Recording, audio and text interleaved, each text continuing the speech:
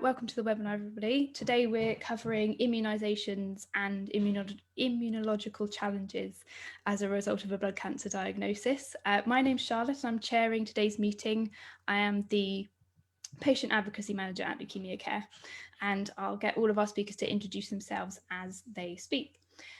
So the first speaker we've got on this topic is Leukemia Care's very own Nick York, and I'll allow him to introduce himself and just to talk for 5 minutes about his own experiences of immunisations and immunological challenges. So Nick, do you want to take it away? Good afternoon, everybody. Thanks. I'm Nick. I was diagnosed in 2009 with CLL, and as Charlotte said, I'm privileged to be able to work with Leukemia Care and very familiar with a lot of people attending. I'm going to share a perspective from a chronic patient's point of view, a CLL patient's, and I'm sure it will resonate with many people. At diagnosis, I don't think I understood that there were potential issues of my immune system being compromised or likely to become compromised in the future. Although now it's an unavoidable bedfellow, and obviously the current landscape with COVID, it's sort of re-emerged again as a little bit of a sore is the way I look at it, but although a little bit more prepared to be able to deal with it today. So at diagnosis, I think I was diagnosed with CLL because of other issues. I wasn't experiencing symptoms that were CLL related. And if I'm honest, I wasn't really given any information or advice in the beginning that I was potentially immune compromised, that there needed to be a little bit more attention of vaccine strategies and hygiene strategies. And it was only about 6 to 8 months into my journey when I reached out to a charity to find out how to talk to my daughters that some of this began to be explained to me. So when I was diagnosed on and put on watch and wait. I wasn't symptomatic. I had very stable CLL. And really, I don't think I had any immune challenges. However, my brain didn't tell me that, because as soon as I found out I was meant to have them, of course, I was rather overexcited about all of this. And, even at the stages when I wasn't challenged, I found it really hard to get on a train and hear somebody sneezing at the end of the carriage when it probably wasn't going to affect me. So little did I know, like everybody, I've had a lot of preparation for living in COVID times, because as my journey's gone on, it's become more and more important. So living on watch and wait, all of a sudden these things started to emerge. I got to learn a little bit more what vaccinations I should have, and managed to put my consultant together with my GP so that I was updated with these vaccinations. And I know Dr. Helen Parry is going to cover all of these with you, so I won't go into the details, but I was able to keep on top of all of that. And I started to experience some symptoms that were immune challenge, immune because of my compromised immunity as I went along. I started to develop boils, a lot of boils, subcutaneous skin infections I'd never had before. And I also started to react really badly to insect bites.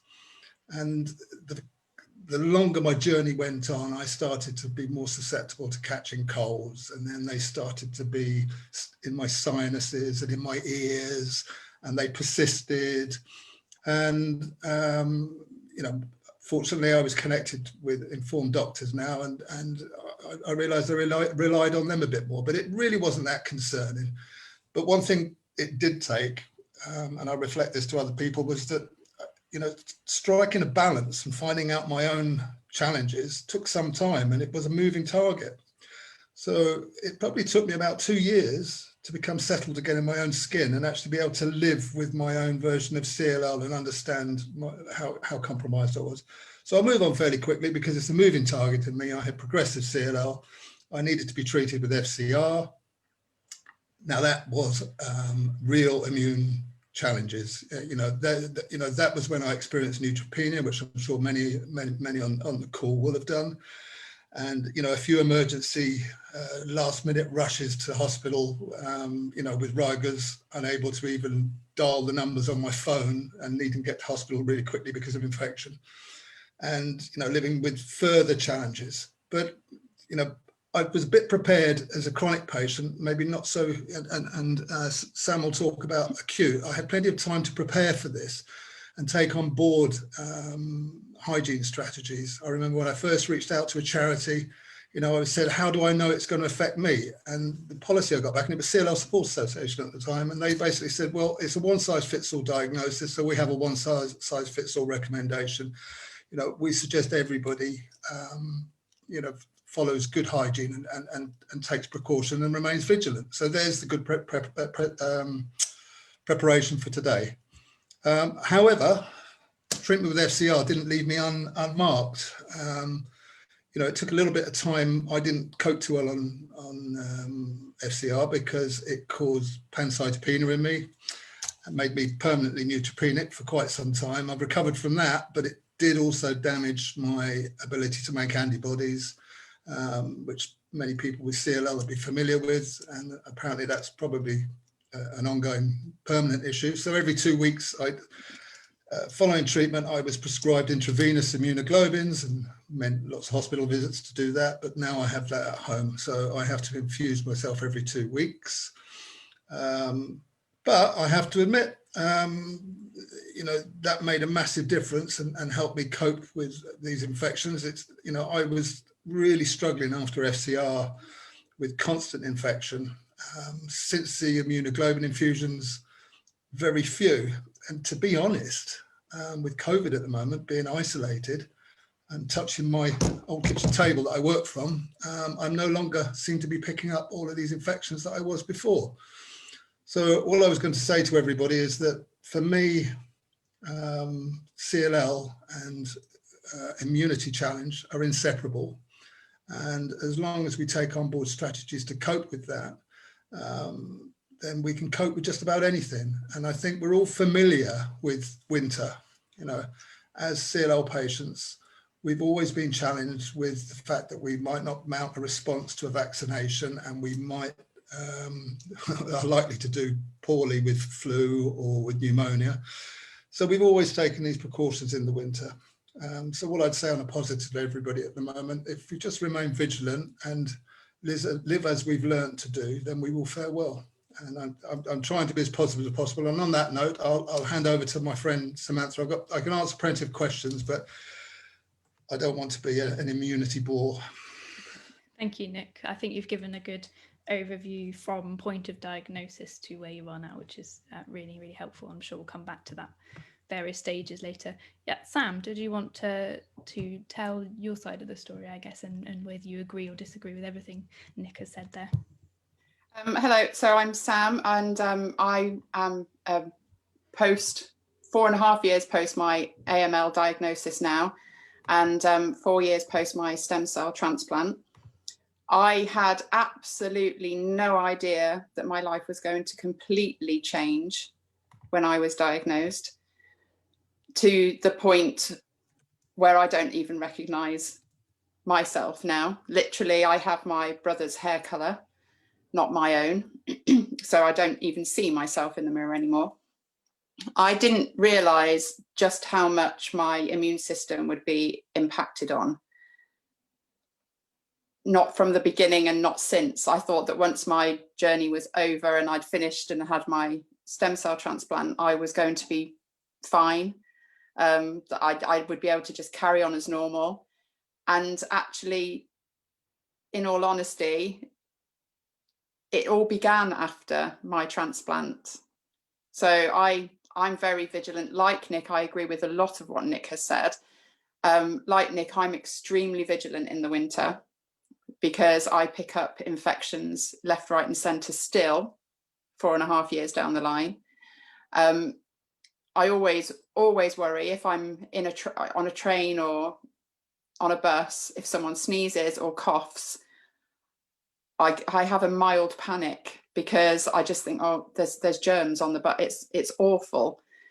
You just remember that time when you were in hospital and everybody was washing their hands and everything was clean, and you know, you had to follow these hygiene standards, and you're always constantly vigilant of germs. So having COVID around is obviously a bit of a worry.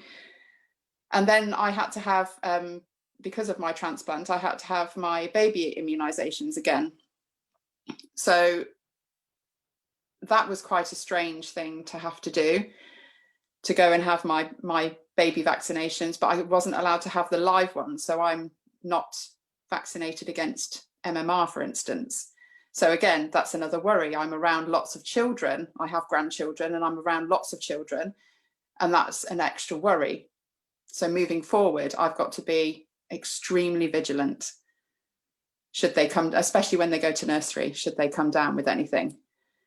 And then obviously after all of that, I had side effects from my treatment. So now I have a form of arthritis, which impacts on me, I would say, daily. And I've had issues throughout lockdown where I haven't been able to access services because I can't, at that time, I couldn't go to the doctors. I can't see my rheumatologist. And I've had to really suffer throughout lockdown when I've had flare-ups. I've had to go to the doctor's surgery during lockdown for certain procedures. And I mean, it's very well managed, extremely well managed. The GP surgeries are brilliant, but it's also frightening to be a patient. It's very frightening when everybody's gowned up. If you're an acute patient and you've spent a long time in isolation, you'll remember those days where everybody that came into your room was gowned up. You saw masks and gowns and gloves and all of those kinds of things. And it will then trigger anxiety or PTSD. It has really affected my mental health. The first lockdown hugely affected my mental health because it reminded me of when I was in isolation, alone, wondering whether I was going to live or die, around strangers. I had no idea who these people were who were treating me. They eventually became friends, but it was a difficult situation to be in. However, on the flip side, that time of my life has helped. It's prepared me for COVID, because going back into lockdown, as hard as it was, being isolated, at least I had more than one room. I can walk around my flat and that's absolutely fine. I've got more rooms to go to. I live in a courtyard, so I could see my neighbours, and we could talk through the window. I could still interact with people. Mentally, I wasn't prepared for it though. I definitely wasn't prepared to be completely by myself, with my own thoughts, not knowing when this was going to end, worrying constantly about, if I go outside, am I going to catch COVID? If I catch COVID, I know that it's quite possibly going to be worst case scenario for me. It has been a real worry. But going into the second lockdown, I don't feel like that. I've had the letter to say, I should be shielding and all of that kind of stuff. I haven't read it. I've opened it, but I haven't read it. I feel like now that I'm 4.5 years post, I've spoken with my medical team, so this has all been substantiated by them. I can function like a normal person, whatever a normal person is, but I can function like a normal person. So I will go to the shops and I will do my shopping, but that shopping will be disinfected when I come home. I will change my clothes. I am extra vigilant when it comes to hygiene. I risk assess everything that I do, and I've done that ever since I left hospital after my transplant. I risk assess every single situation that I find myself in, and many acute patients will do the same, I expect. So going through COVID with an acute perspective is actually not as difficult the second time round. It was difficult the first time round, but not as difficult the second time round. I feel like I've adjusted perfectly well. And I feel quite positive now for the future. I feel like if we all just keep coming together, working together, talking to our families, talking to our friends, if we're not feeling good, please speak to somebody or use the Anne Ashley Counselling Fund Leukemia Care runs. And if you're struggling with what to do, what to watch, what to read, you must subscribe to their weekly wrap as well, because it's fantastic. But yeah, I just think that as an acute patient, and I'm so far out, I feel like I've got a real handle on things, and I feel quite positive about the future, as much as it is uncertain for everybody. Thank you, Sam. That was really, really interesting. And I liked that you did focus quite a lot on COVID. I think if we'd have done this webinar a year ago, it would have been a very different webinar. So I think it's important to put things into context. Great. So we'll come back to both Nick and Sam at the end. We'll ask them some questions. If you've got any questions for either of them, please pop them in the chat and I'll pose them to those in the question and answer section. But our next speaker is Dr. Helen Parry. I'll allow her to introduce herself as she speaks, but she's got a short presentation for us to put some of the things Nick and Sam have said into context. So Helen, please take it away.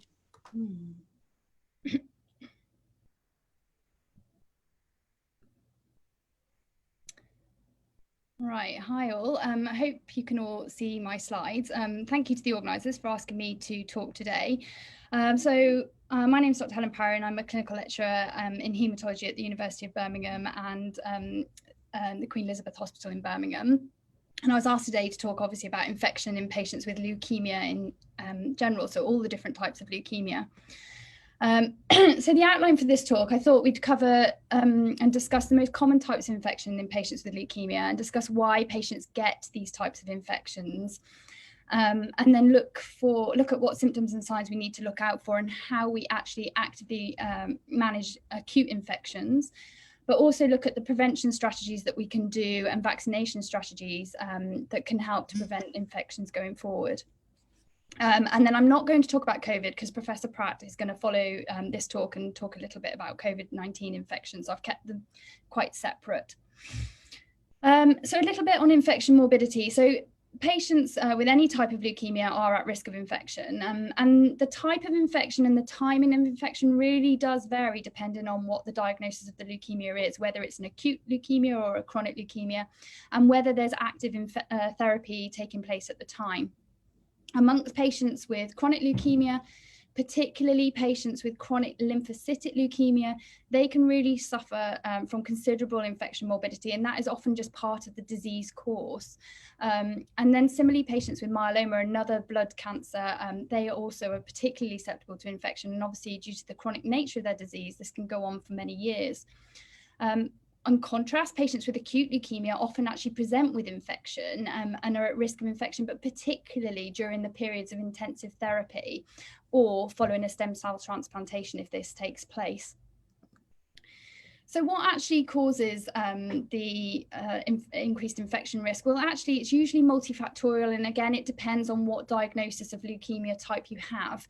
Generally, we have two main arms to the immune system. We have our antibody responses, which you've probably heard of, and then we also have our cellular immune system, which is when we talk about our T cells in our blood. And the two work together and they help each other out. So you need T cells in order to form good antibody responses, but they also have discrete functions by themselves as well. So when we look at the antibody responses, they can often be diminished in patients with leukemia, and we call this hypogammaglobulinemia. That itself can be part of the disease process, which we see in chronic lymphocytic leukemia and myeloma, and it can often progress over time. But equally, it can be due to us giving therapy as well. So a drug that we commonly use in haematology is something called rituximab, which actually targets B cells that go on to make antibodies. So we can actually make people hypogammaglobulinemic from giving people rituximab for a long period of time. The other arm, the cellular immune system, can lead, you can get problems with T cells, so T cell dysfunction where they don't work particularly well, or we can see that we reduce the numbers of T cells. And T cells are very important in terms of viral infections. So that's sort of the other side to the immune system that can be compromised in patients with leukemia. And then obviously there's the therapy itself. So chemoimmunotherapy and even these novel agents that we're using for some of the types of leukemia now can all contribute still to immunosuppression. And neutropenia itself, that's when we get a low white blood cell count, the neutrophils, which really help us to fight bacterial infection. Patients with leukemia can often run into problems with infection purely because they're neutropenic or the therapy we've given can make them neutropenic. So I thought I'd just cover the different types of infection, broadly speaking. So we have bacterial infections. They're often common whenever there's a period of neutropenia, those low white blood cells that I was speaking about. And what we really worry about is something termed neutropenic sepsis, because that actually can be fatal if it's not treated very promptly. It doesn't necessarily have to have a primary infection site. Often in patients that are profoundly neutropenic, it can just be, you know, a bit of commensal bacteria that's got into the bloodstream, but because you haven't got those normal neutrophils around to fight infection, it can take hold and overwhelm quite quickly. So the other side is that the other primary sources of infection that are common in patients with neutropenia, you can get a pneumonia, so a chest infection that's bacterial in origin, tonsillitis, skin infections, and the other one is urinary tract infections that commonly can be the original source of infection. The other type of infection is a viral infection. These are common in patients with T-cell disturbances, so that's cellular immune system, that part of the immune system that I talked about, and also patients undergoing chemotherapy. So examples of common viral infections are the flu, common cold viruses, of which there are many, COVID-19, which we're going to come on to talk about in a bit, and then cytomegalovirus is another condition that particularly those who have had transplants will have heard of, and it's an opportunistic infection, so we don't usually see it in health, but obviously patients who have had intensive treatment that's led them to have T-cell disturbances, that can take hold. And I've just popped some pictures there of patients with shingles. So most people would have heard of chickenpox and the varicella zoster vaccine, and shingles is a reactivation of that virus, and it tends to present in what we call a dermatomal distribution. So it will be in a localized area, usually on the chest wall, and it appears with sort of these vesicles to begin with. And often patients with chronic lymphocytic leukemia, when we diagnose them, actually, if you ask, some of them have often had shingles before we've even got to the point of diagnosing their CLL, so they seem particularly prone to shingles. And then cold sores I just popped on because I think it's quite important to recognise that cold sores don't necessarily have to be around the lips. People always think that they are sort of periorbital, but they can actually occur anywhere on the face. And then the other type of infection that we often manage in haematology are fungal infections. And again, these are common with prolonged periods of neutropenia, or in the case of Candida, which is thrush as it's also commonly known, that can be associated with antibiotic use. And there's a picture of it there just where oral Candida is sort of has this cottage cheese type appearance, and it's very hard to sort of scrape off the tongue. And then to the other extreme where we have sort of a fungal lung disease where we get very concerned and they need intravenous antifungals with something such as aspergillosis, and they're often patients that are undergoing intense chemotherapy for their acute leukemia and will be treated as an inpatient.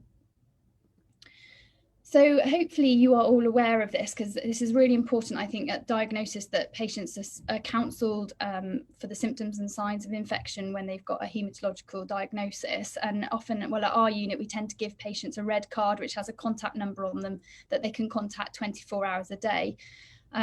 So things we ask patients to look out for are a temperature of 38 degrees or higher, chills or rigors where you're shaking uncontrollably, and then persistent coughing, a sore throat, pain when urinating, and then frequent diarrhea or loose bowel movements and vomiting. And then the other main symptom to look out for is headaches and difficulty looking at bright light. So any of those symptoms, we would expect an urgent phone call to the unit, and it's really important that people seek urgent medical advice.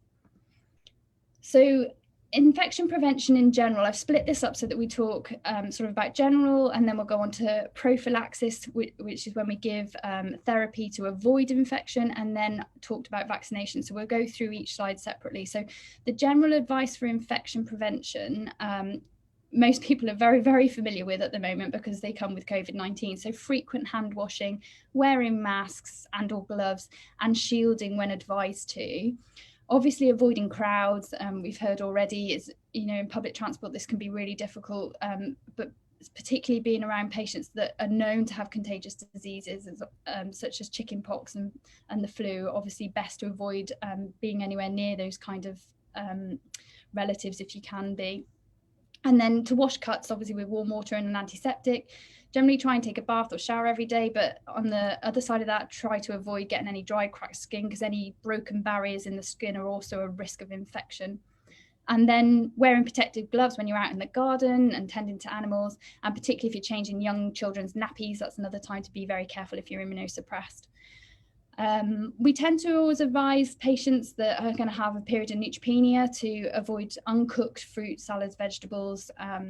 And finally, just to touch on, although I'm going to come on to it in a bit more, there are also drugs that we can use. So for antiviral prophylaxis or prevention of infection, we use a drug called acyclovir commonly.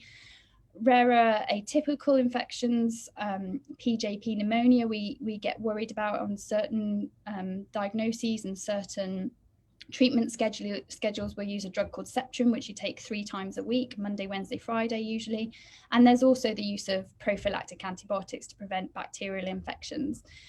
And then we'll come on to vaccination where it's indicated. So management of an active infection. So once you've decided you've got an active infection, you're coming into hospital, we need to identify and treat appropriately with medication as soon as possible. So for patients that are neutropenic and associated with a fever, the most important thing is that we get that antibiotic intravenous, broad spectrum, as soon as possible. And we have a sort of golden hour where we try and get that in within an hour of appearing in hospital. And then the choice of antibiotic, usually it's a very broad spectrum antibiotic that we'll go for to begin with. But the point that you arrive in hospital with a fever, blood cultures should be taken. And usually from the results of that, we hope to narrow it down so that we know what organism is causing the problem and what that is sensitive to in terms of antibiotics, and gradually amend the treatment scheduling as we get more information. For viral infections, most of the time, prevention is better than cure, particularly for the common cold viruses, as there's just no real medication available. There are certain viral infections that we do have some treatments up our arm for. So varicella zoster, we can use high-dose acyclovir for, and then prophylaxis, I would insist on anyone who's had a previous reactivation of shingles who is immunocompromised to always be on a prophylaxis dose of acyclovir to prevent further reactivations. For respiratory syncytial virus, which is one of the common cold viruses, in certain circumstances, there is a drug called ribavirin, which may be given if patients are particularly immunosuppressed. And then for flu, we have a drug called Tamiflu or oseltamivir that we can use. For candida and fungal infections, this again really depends on the site of the infection and the nature of it. So for oral thrush, like that picture I showed earlier, often nystatin oral drops are enough. But if it's more of a systemic fungal infection during a patient that is having a long period of treatment, we'll often use intravenous antifungal agents for that. So what prevention medications can we actually use? Well, I touched on this briefly, but antibiotics, they're usually used in patients who have got low immunoglobulins and recurrent infections. And often that's patients with chronic lymphocytic leukemia or myeloma who have a chronic long-term condition where we can see that they're getting recurrent infections and they have a compromised immune system. There's quite good evidence in myeloma from the TEAM trial, which was actually run out of Birmingham, to show that when around the time of diagnosis that patients really benefit from being on an oral antibiotic prophylactic agent. In terms of vaccination, we don't advise this during active chemoimmunotherapy, and we should really be waiting at least 3 months post-treatment. And I would say for anybody who's starting ibrutinib, it's probably better to have vaccinations before you commence ibrutinib therapy if possible. Immunoglobulin therapy for those with low immunoglobulin levels and also recurrent infections. And I'll come on to talk about that because there's actually a series of steps that you really need to go through in order to qualify for immunoglobulin therapy. Right, so I've just talked on the types of vaccination relevant to this talk. There are obviously more types of vaccination than this, but these 3 are important for the types of vaccination that patients with leukemia should be getting. So there are polysaccharide vaccines, which are based on the fact that many bacteria are actually covered in a sugar coating or a polysaccharide coating, and that disguises the bacterial antigens within it. But the human body is pretty good at recognizing that and can make a very effective defense to this by coating the bacteria with an antibody that recognizes those sugars, those polysaccharides around the outside of it. But patients who have got a compromised immune system, particularly patients with chronic lymphocytic leukemia, actually find it very difficult to mount that type of immune response. And one of the vaccines that we give to patients with leukemia is called Pneumovax, and that one is actually based on actually a polysaccharide itself. So often we see patients actually don't respond particularly well to that type of vaccination, which is why we also have these conjugated vaccines, where we attach a little bit of peptide to that polysaccharide, and that really helps the immune system to recognize and also form a memory response, so a longer term response than you get with just a polysaccharide sugar type vaccine. And then the last vaccine I've just mentioned is live vaccines, because it is absolutely essential that patients who have got a compromised immune system are not given any live vaccines. So live vaccines tend to be the living organism, but it has been attenuated to a weakened form, if you like. But it's very, very important that patients undergoing treatment with leukemia or with diagnosis of leukemia do not have or get given any of the live vaccines, the common ones of which are yellow fever and varicella zoster vaccine that is available in the UK, and oral polio is another one that springs to mind, and the MMR vaccine. So vaccinations in general for patients with leukemia. So everybody really with the diagnosis of leukemia should receive the annual flu vaccine. There is evidence for, and the Department of Health in the Green Book that we get a lot of the guidance from does recommend giving Prevnar 13, which is also abbreviated as PCV 13, which is one of the conjugated vaccines, followed at least 2 months later by that polysaccharide vaccine I mentioned, the Pneumovax 23, and that covers pneumococcal vaccination, the combination of the two. Following allogeneic transplantation, generally, as we've already heard, actually, we tend to do a full childhood schedule of immunisations, and usually we start that around 9 months post stem cell transplant. But again, that depends on how patients have done in terms of weaning off immunosuppression and whether they've got any graft versus host disease.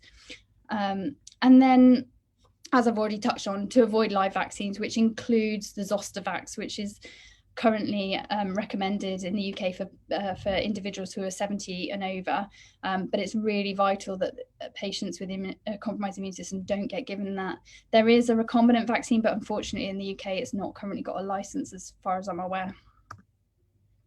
So I've done a separate side for patients with chronic lymphocytic leukemia, because this is sort of my research interest, but also I think these patients do have are really susceptible to infection. So the thing I would say is at diagnosis, the serum immunoglobulins should be checked, because often patients at diagnosis are already showing signs that they're hypogammaglobulinemic, and we will see that from the immunoglobulin results. And then at diagnosis, so as soon as the diagnosis is made, patients should be given the conjugated Prevnar 13 that we just mentioned, followed at least 2 months later by Pneumovax 23, and then have Pneumovax 23 every 5 years going forward. The annual flu vaccine is important, and then if patients are still symptomatic with infections, and even if they're not waiting for infections, I would say it's important to check what we call the functional antibody response to those vaccinations. So we tend to recommend doing this 6 weeks after having those vaccinations, and that really gives you an idea of how patients' immune response is mounted to those vaccines. It can be quite a useful way of gauging the effectiveness of those vaccines, but also going forward, if we need to initiate immunoglobulin therapy, that evidence is often needed in order to go forward to proceed to that next level. So usually following vaccination, if patients are still running into problems with infections, we commence prophylactic antibiotics, and the choice of that really depends regionally on and is guided often by the microbiology teams in the local area. If patients fail to improve after 6 months of antibiotics, then a trial of immunoglobulin therapy can then be initiated.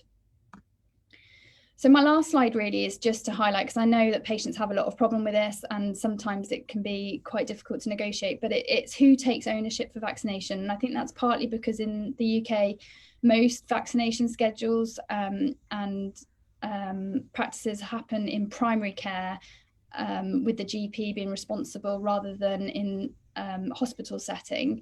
But obviously we can't expect primary care practitioners to be up to know the ins and outs of every disease type and what vaccination scheduling is required. So I think there needs to be a very clear pathway, and it works quite well around here because we tend to ask the GPs in a letter form to and specify exactly which vaccines need to be given.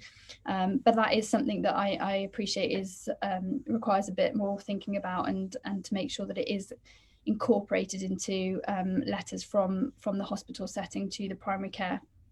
As I've mentioned, functional antibody levels can be really useful and can guide and give a good indication of how good somebody's immune response is to vaccination. And then I would say that early input from an immunologist is really important for those that are suffering from recurrent infections, and their advice is always worth seeking.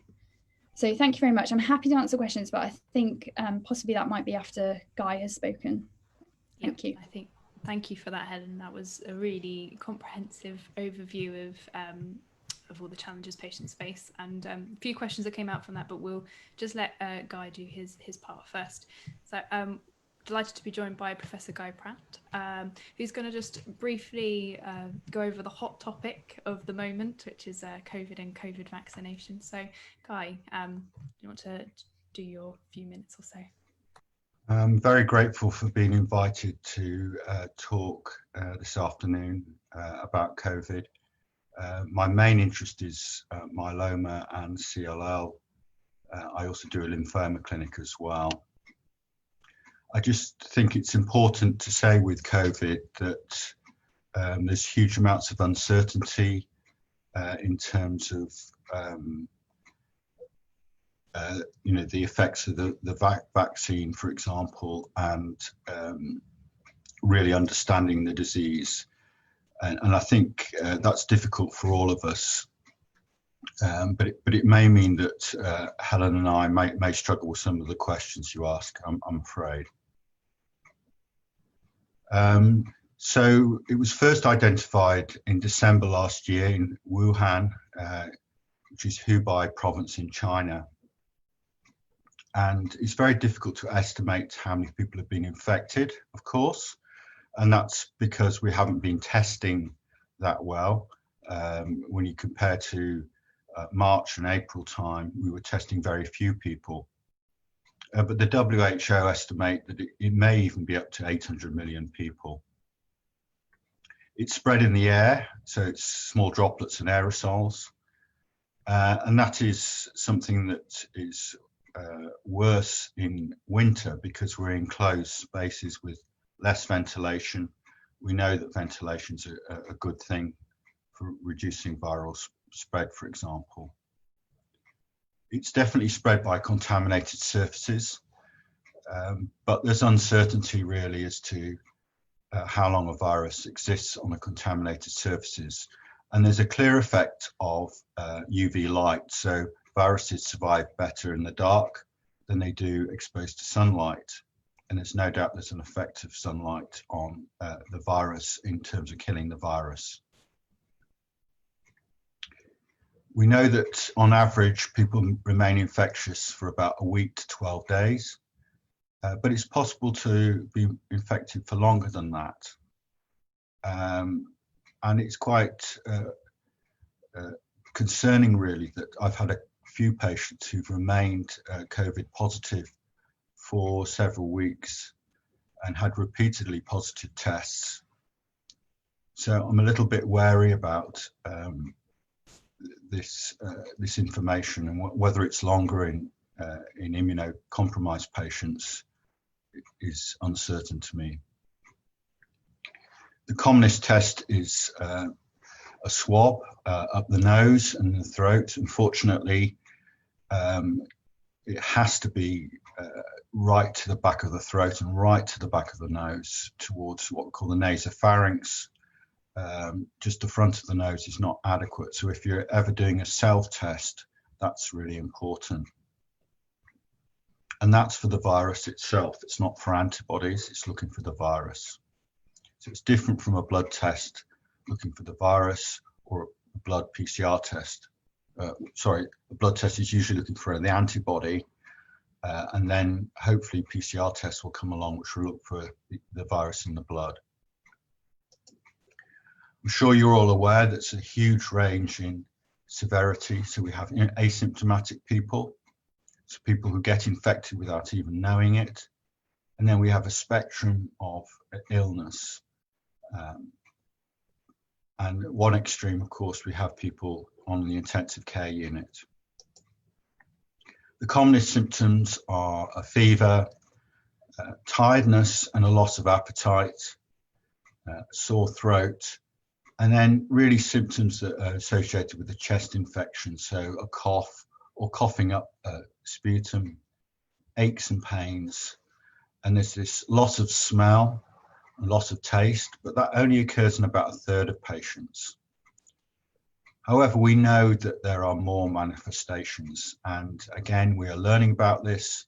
In particular, in children, you do see a wider spectrum of presentation.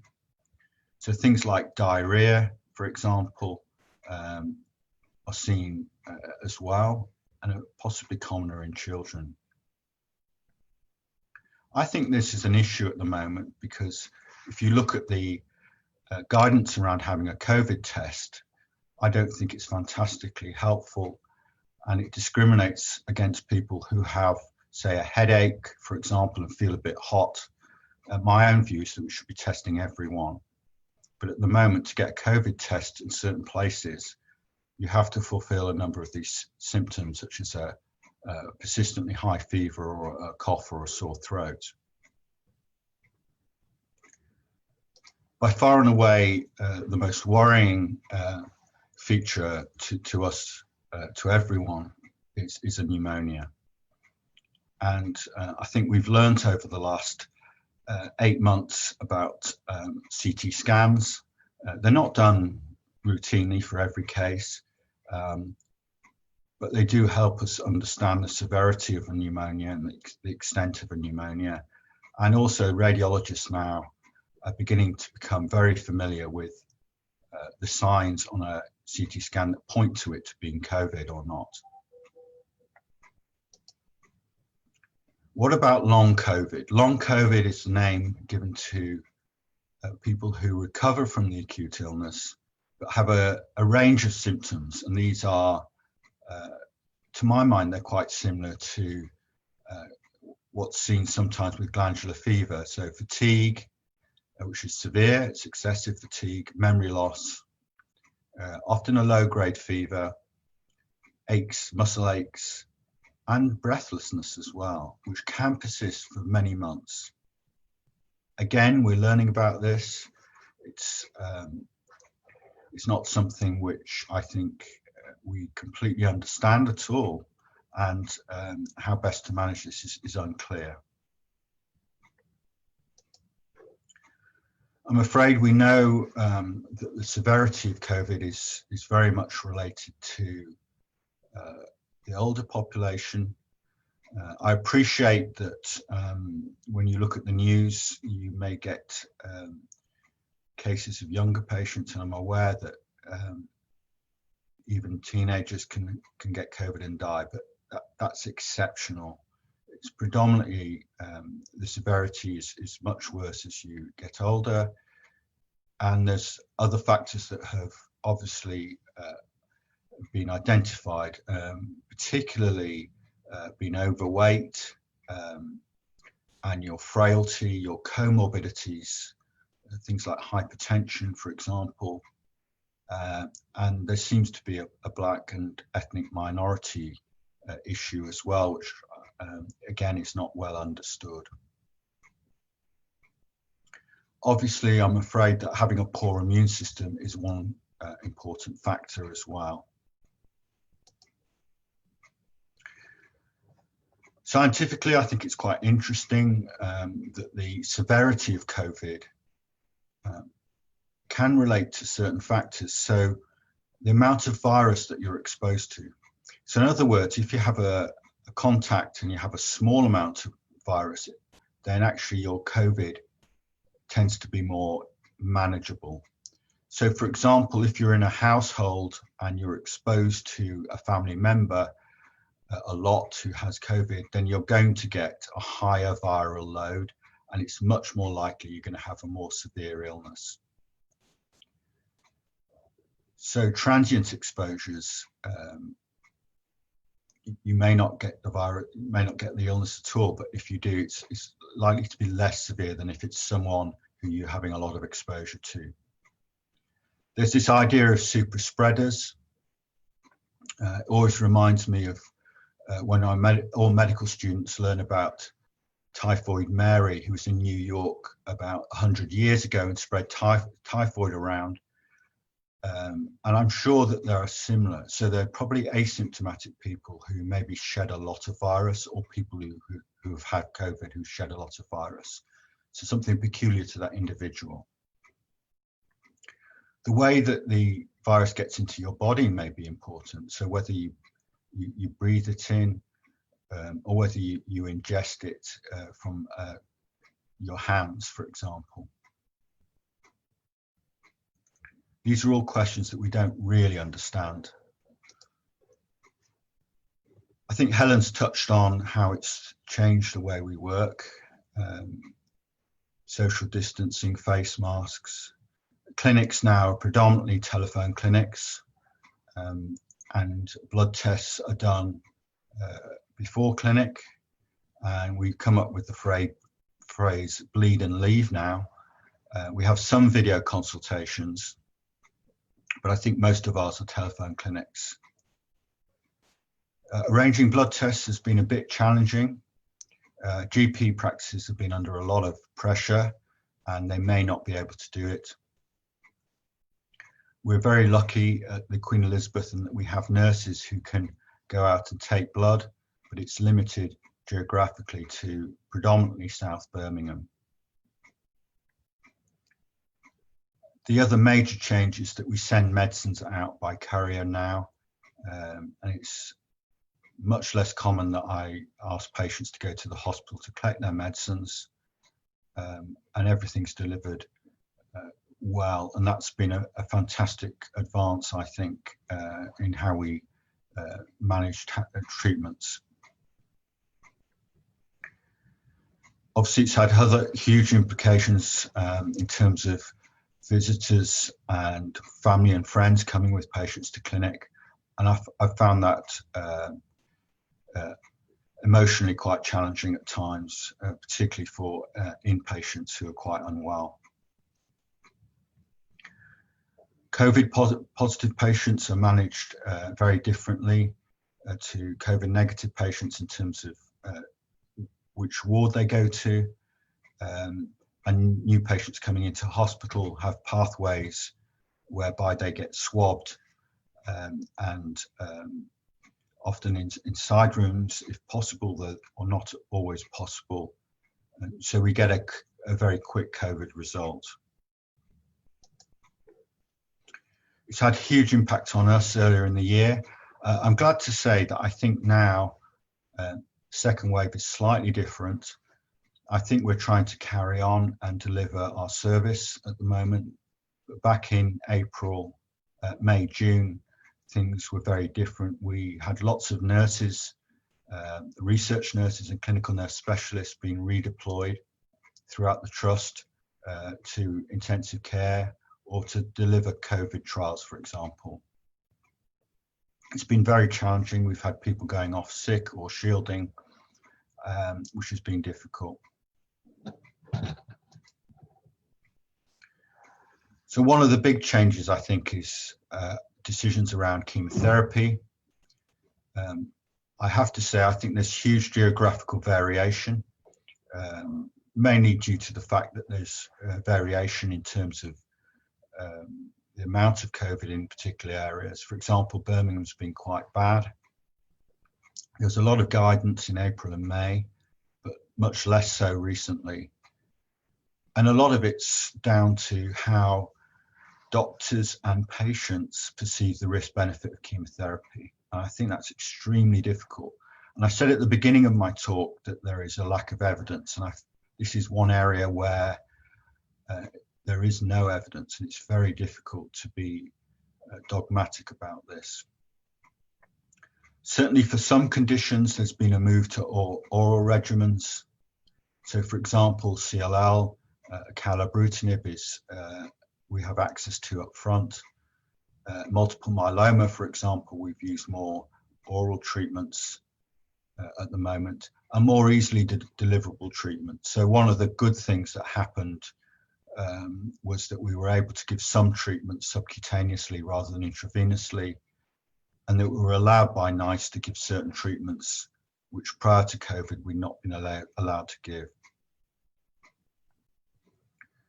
We have altered treatment, so we make decisions about maintenance treatments. We have to make decisions about bone marrow transplants, which is particularly difficult.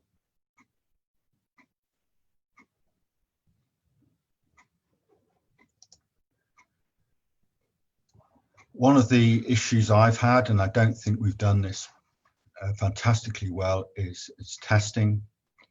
And testing is absolutely critical. So we started testing staff here a few weeks ago, but there's no doubt that transmission has occurred between hospital staff and patients, which I think is incredibly sad when we're trying to protect patients from this.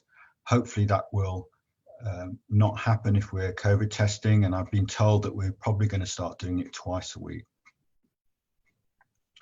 The other thing that has happened is moving departments so that we develop cold sites. So for example, I know in Cardiff, for example, I was talking to my colleague this morning, they've been using a private hospital, and we're similar. So we have moved such that Solihull Hospital is now a cold hospital and doesn't have acute COVID patients going in there.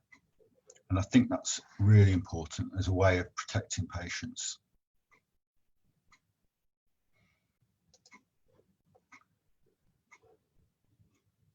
Okay, I think, I don't want to be too negative, but I think there has been some chaos, particularly earlier in the year, in terms of appointments and arranging people being bled, for example, and obviously contacting secretaries and nurses has been difficult. I hope that with the second wave that we're going to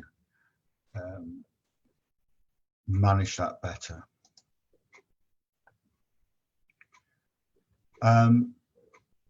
I think, as I've mentioned, it's a time of learning. I don't think COVID can be compared to flu or measles. It is different. So it's nastier than flu, without a doubt, obviously, but it's probably not as contagious as measles. So in other words, it's its own entity.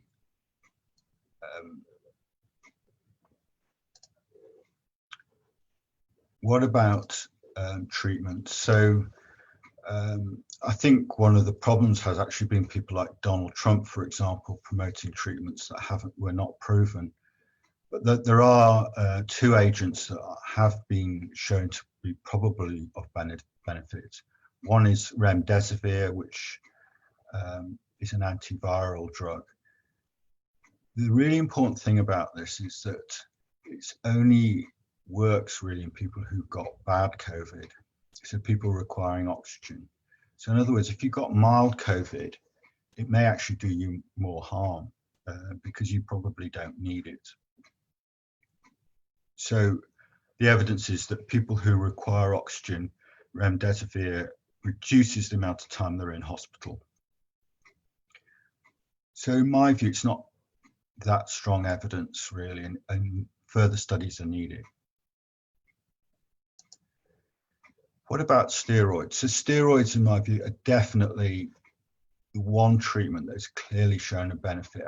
And I think the UK should be really proud of the recovery trial. So the recovery trial was an NHS study that was set up very quickly to look at a number of different treatments in COVID. And it showed that steroid dexamethasone at a relatively small dose, so this isn't big doses, so 6 milligrams a day for 10 days, clearly helped patients with severe COVID. Again, it's really important. These are people who require oxygen, so they're in hospital. So it's not somebody at home who's reasonably managing. Again, it may be more detrimental to give steroids for people who don't need it. What's interesting, I think, is that the death rate is lower than in April and May in intensive cares. And the reason for that is not well understood. It's postulated maybe that ITUs may be better at managing it. I'm a bit skeptical about that. I don't know whether it's a different population now. We're getting younger patients. I don't know.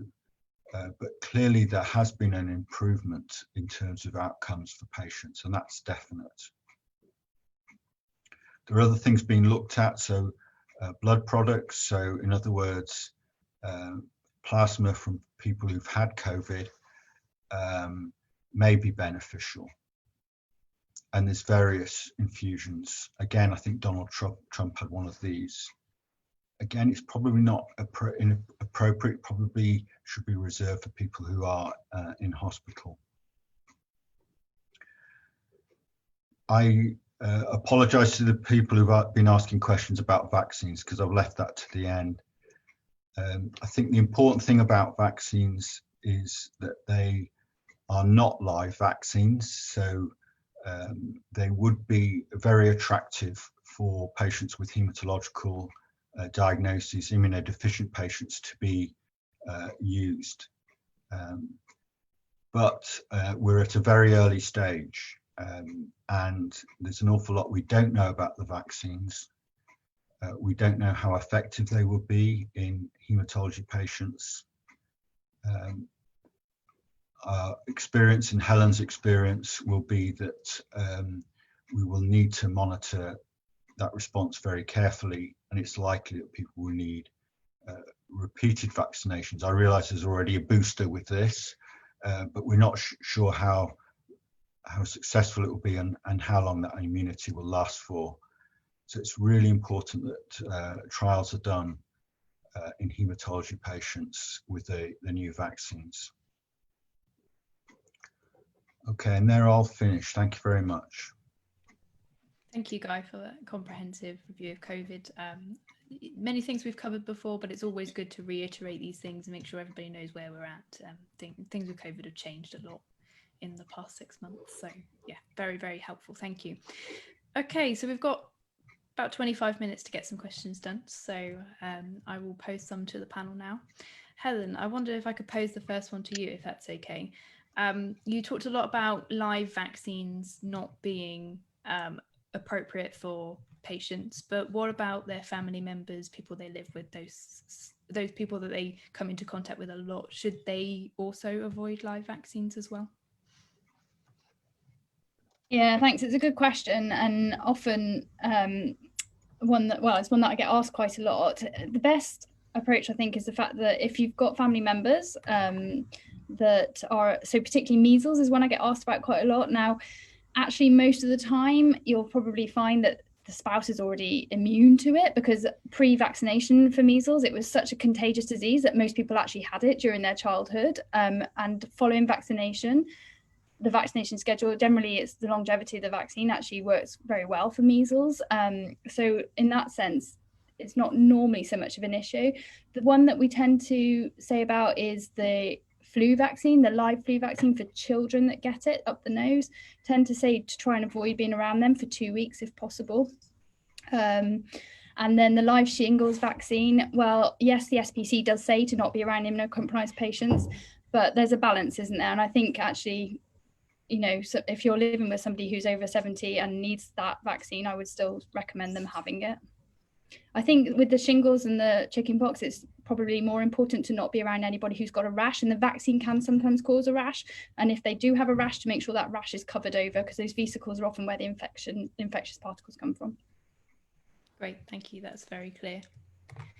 The next question was also to you, and then I'll give everyone else a chance. But someone asked specifically about the pneumococcus vaccines.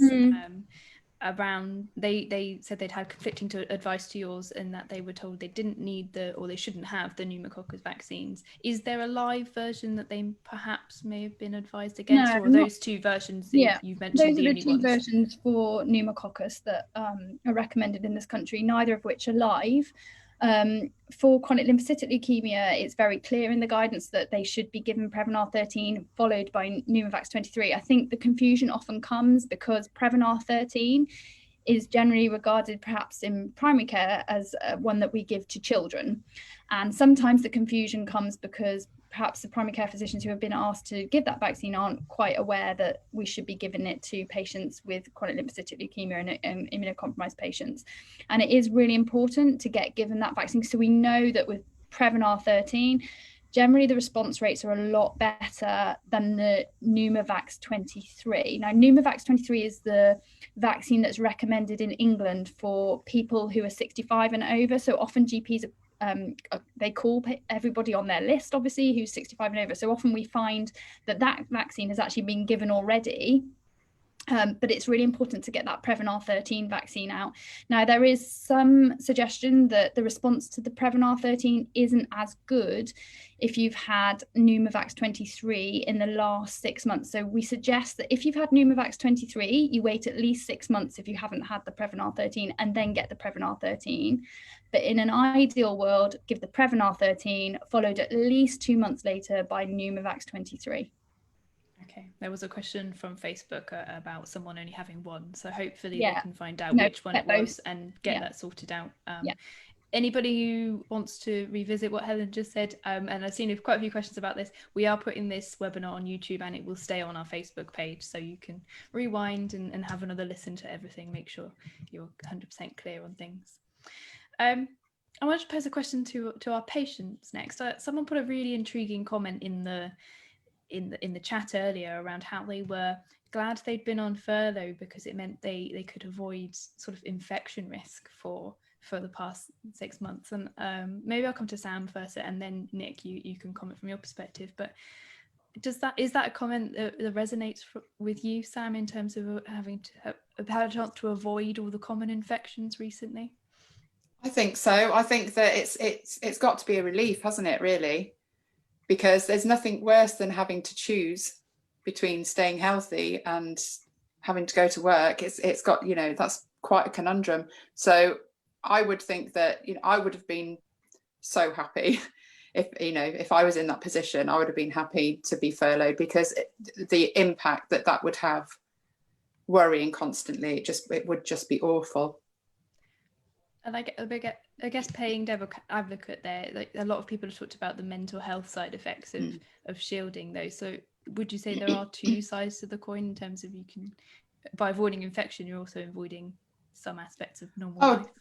Definitely, on both sides, definitely. I mean, you know, but you have to decide, I think, what's more important and what's more manageable. Yeah, definitely. What about you, Nick? Is that something that resonates with you? Like the last few months, do you see that as having had an opportunity to avoid infection, or do you feel the other way, or are you somewhere in between? You're on mute. Elementary mistake. I do it all of the time. It's complex, isn't it? Because I can answer as a single person where I've got it easy. Yeah. I commented earlier on that, because of restrictions, I'm coming into less contact with infections that would cause me issues, but not life-threatening issues. So it's a little bit like being re-diagnosed again, and without being able to find the balance. I'd made a balance before with my compromised immunity, what I could live with and what I couldn't do, and so there is a challenge there about being able to function. And there is a question about isolation and human contact, and there are ways around that. And I don't know if you're going to come to questions that have been risen about, that have been asked about that. But I suppose what comes to mind is it makes me think about those that are not isolating alone, that are living in a house with others, with kids going to school, and with a need for others to be able to vaccinate, to create herd immunity. And a comment of Guy's just hit home about viral load of infection. And if you're living under the same roof as somebody else that could be infected or is bringing home these infections, those people aren't necessarily going to have that option of avoiding seasonal infection. And Guy has just commented about viral load, which I know, listening to our patient community and many who are online here, have got this concern. How can you reasonably mitigate and manage that when you're having to send kids to school, or if you're attending work or things of that nature? So I think it's a double-edged sword, and I have to be frank, as an experienced patient living with an immune compromised system, I've been used to having to navigate the population, and having to be locked away kind of makes it easy for me. But yeah, I admit I'm beginning to feel some of the impact of non-association, but there are ways around that. We know that the infection is less likely outdoors. So if you're able to walk and associate with one other in the community, taking your dog for a walk, going for shared walks together, using Zoom, using other things to maintain contact, then that helps break that. Yeah. Yeah, absolutely. Yeah, some good advice there. Helen, another question for you. There's been a few comments in the chat box about vitamin D, and we also had some questions before the webinar about things you can do to boost your immunity. Is there any evidence for these sorts of things? Is there anything that patients can do to sort of help, or is it very much a cope with the washing hands and things like that instead? So yeah, there has been some publications, and I would say even in CLL per se, there's been a study looking at vitamin D. Vitamin D is a very safe drug when you take it at the recommended over-the-counter type levels. And during the winter in the UK, because of the UV light rays that we get, nobody will be sufficiently topped up in vitamin D. So I think particularly over winter months, it's a good supplement to be taking anyway, regardless, to be honest. And there's so many studies looking at vitamin D in lots of different conditions and diseases, because it's an unusual vitamin. It does impact on the immune function. So I think it's a safe thing to take, particularly in the winter. I would take it if you can over the counter. Great, thank you for clearing that up. And I wanted to come to Sam and Nick, maybe Nick first this time. You saw Helen listed general advice, but what's your one top tip, if you like, for avoiding infection? What do you use most? Well, Helen jumped in there with the vitamin D one, because obviously, although we have to avoid sunlight in the extremities, it does benefit us with our health. And as a gardener, I certainly felt it during COVID this year. I've never felt so healthy. But I wonder how much of that's exercise. So exercise would be, if you're able to exercise. I have found exercise has relieved many of the symptoms of living with the disease. And side effects from a continuous therapy. And from a health and well-being point of view, I can't point out how much of that seems to help my immunity. It's a bit of a difficult one, locked away from society, not catching bugs, but exercising. I've through my journey, I think exercise, a good balanced diet, and not excessing on some of the greatest naughty pleasures in life. Sam, anything you wanted to add to that? Sleep, lots of sleep, and decreasing stress. And I agree with Nick in that, your diet has a huge part to play in, how healthy your immune system is. Great, thank you for that. I had a question for Guy. I know you did a sort of a brief overview of the vaccines. I know there's a lot of unknowns, and you made that very clear regarding COVID vaccines, but given that blood cancer patients may not react very well to existing vaccines for other illnesses, does that automatically mean they're unlikely to react to COVID, or does it very much depend on the disease and the vaccine and the different types of vaccines? I think that's a brilliant question. I mean, the honest answer is I don't know, and I think it would be probably foolish of me to try and guess.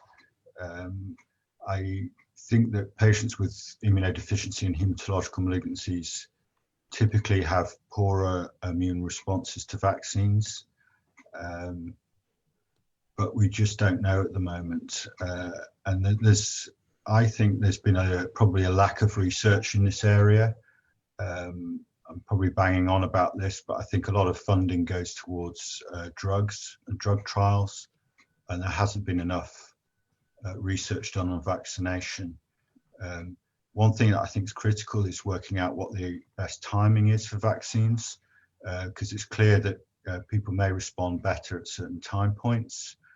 Certainly, if you're having chemotherapy, then having a vaccine is probably not a great idea at that time.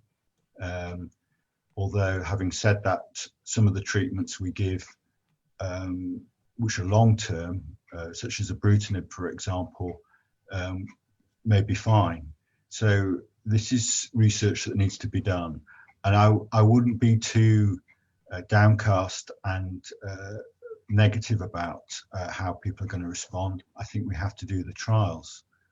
And it may be that people might need another booster, may need a further booster, for example, to get their immune levels up. It's not clear. And the other important point is that there's more than one vaccine. And I think the technology now and the science is improving all the time. So it may be that one vaccine or two vaccines are better. They may be better used together, for example. There's a lot of questions about antibody levels. I just want to make one point about that. Antibodies are just one part of the immune system. There are other parts of the immune system, T cells, for example. We don't measure them except in the laboratory, except research that Helen does. And so there is a big grant in the UK to look at T cells. And it may be that actually they are as equally, if not more important than antibody levels. So again, there's unknowns, but I would try and be positive about the vaccines. I think it's a fantastic positive story, and we need to try them out. And yes, it may well be that people don't respond as well, but we have to look at that before we can say that.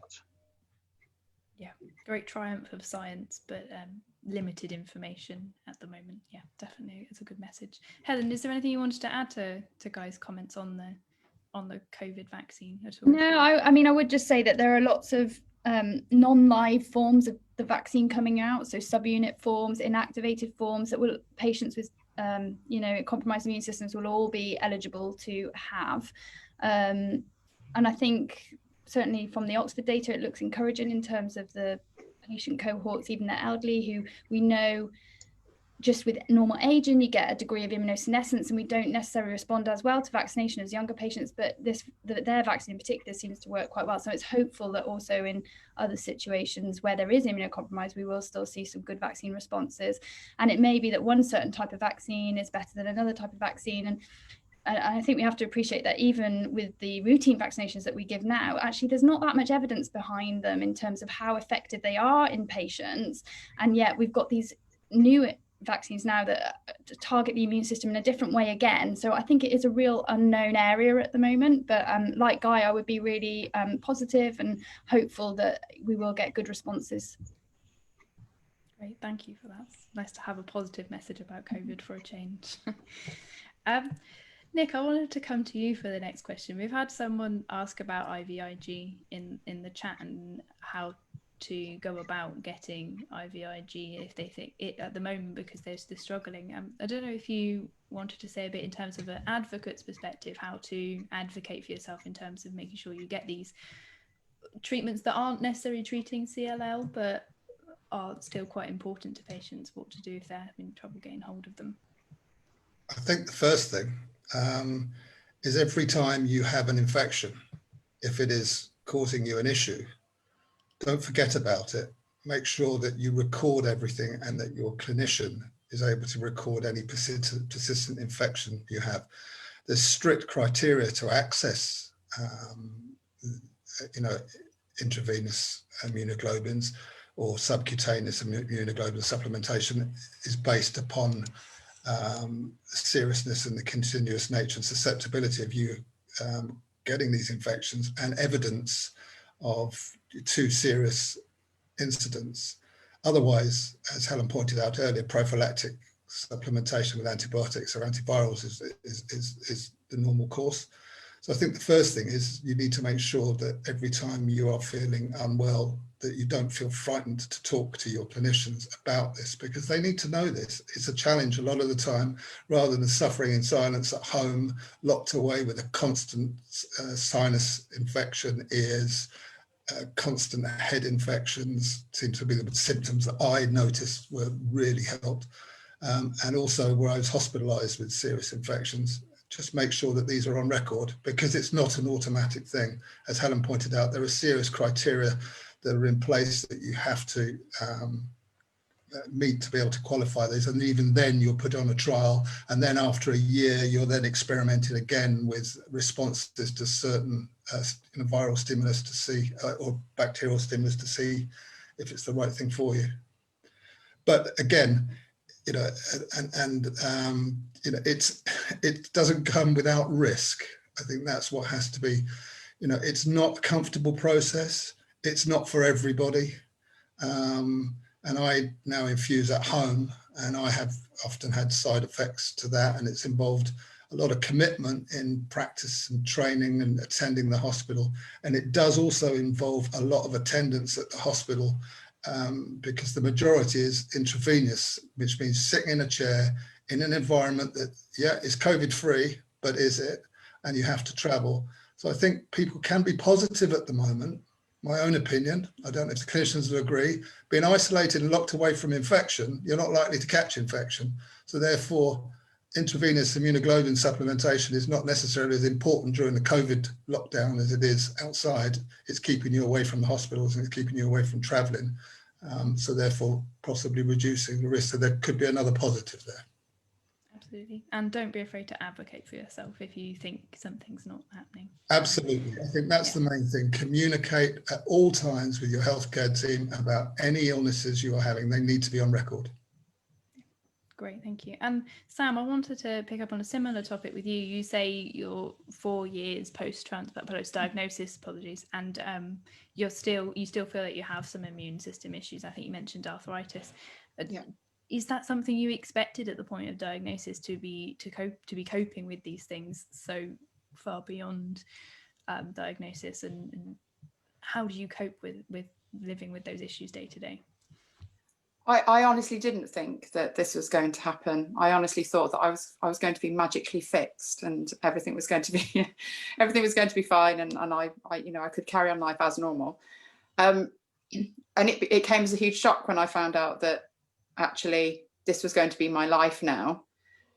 It took a long time to be diagnosed. I still don't have treatment. And I mentioned earlier that, I can't see my rheumatologist. I had an appointment, it's been cancelled. I haven't seen anyone for over a year now. So I manage it myself. I know my limits. I know what my body can do and what it can't do. So I'm in that great position where I don't live with anyone, I don't have children. So if I want to not do anything all day because I can't really move, then that's okay. If I want to go out for a walk, I can walk for as long as I want to and not for however long somebody else wants to. So I've found my limits, and it's taken me quite a while to do that. But I'm quite comfortable now in making decisions for myself, given that I know I won't be able to see professionals for quite a long time.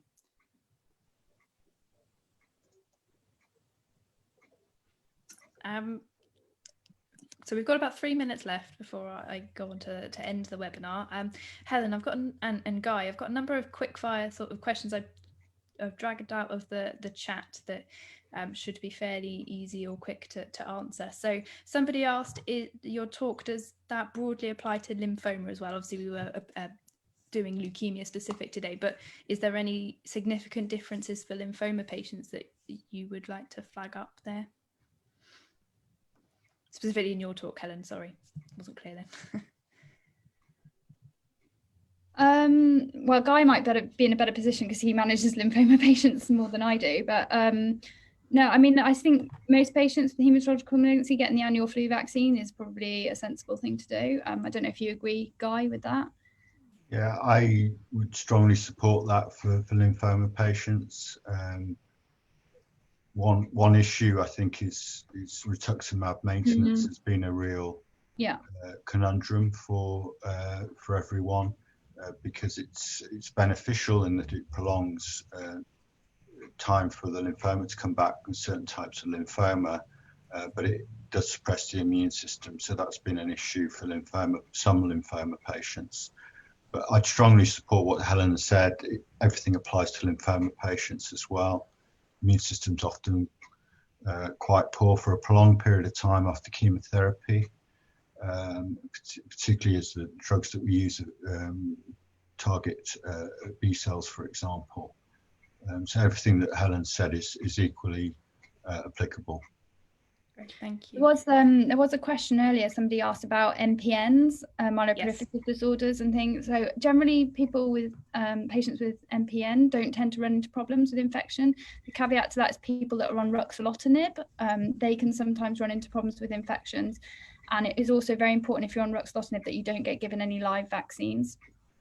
Yeah. And there's been also a couple of people asking about CML and TKI inhibitors. I don't know whether either of you feel able to comment on CML specifically. I think generally CML patients don't run into too many problems, but there is evidence that there is a slight, but very slight increase if you're on TKI compared to the background population in terms of infection. And some of that probably depends as well on what type of TKI that you're on. And it's usually off-target effects of that TKI that are compromising the immune system. Great, thank you for clarifying that. And then someone's asked about red card symptoms that you mentioned earlier. Is that literally a red card that somebody should be in possession of? We give it to patients that we know are going to be at risk of neutropenic sepsis, so where we anticipate that the neutrophil count is going to be low and that we would want to see immediately if they became unwell with a fever or generally unwell to assess and initiate intravenous antibiotics promptly if needed.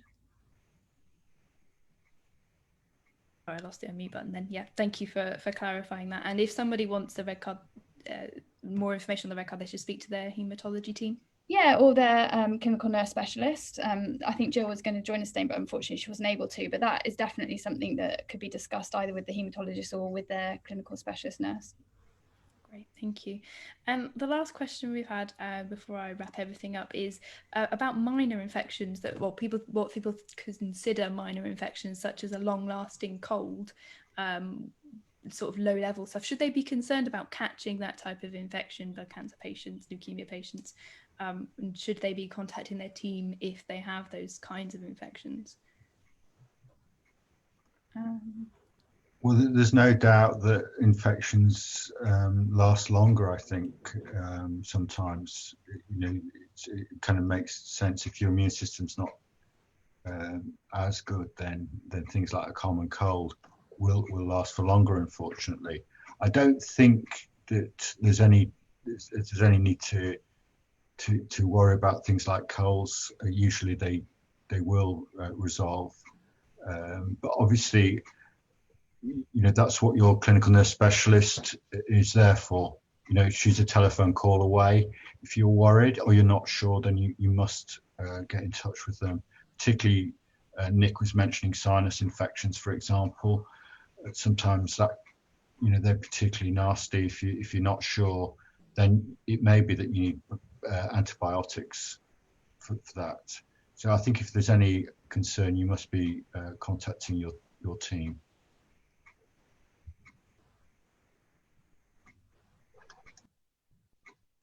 You're muted, Charlotte.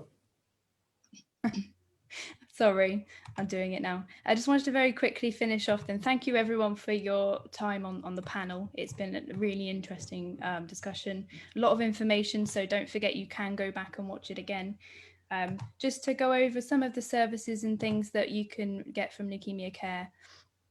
One thing too far. So we've got more webinars in the planning, so please keep an eye out for those. And obviously podcasts, magazines, booklets, all sorts of formats of information is what we provide. We also have plenty of support services that are almost all running virtually still. So our support groups are virtual. We have all our online forums. The buddy scheme is still ongoing, and our welfare and advocacy services for if you have specific issues that you need dealing with on an individual basis are all still available. Please do get in touch with us if you need support. Here's all the information on how you can get in touch. So you can contact us on support@leukemiacare.org.uk or advocacy@leukemiacare.org.uk and call our helpline if you need anything from us. And just to mention, plenty of other charities out there offering support for specific diagnoses if needed. All that remains then is just to say thank you again to our panelists, and see you at the next webinar, everybody. Thank you very much. Have a wonderful evening. Thank you, everybody. Thank you. Thanks. Bye. Remain vigilant. Don't be frightened to talk to your family about any of your issues. They don't go away with time. That's a great place to end. Thank you, Nick. Thank you, everyone. Bye.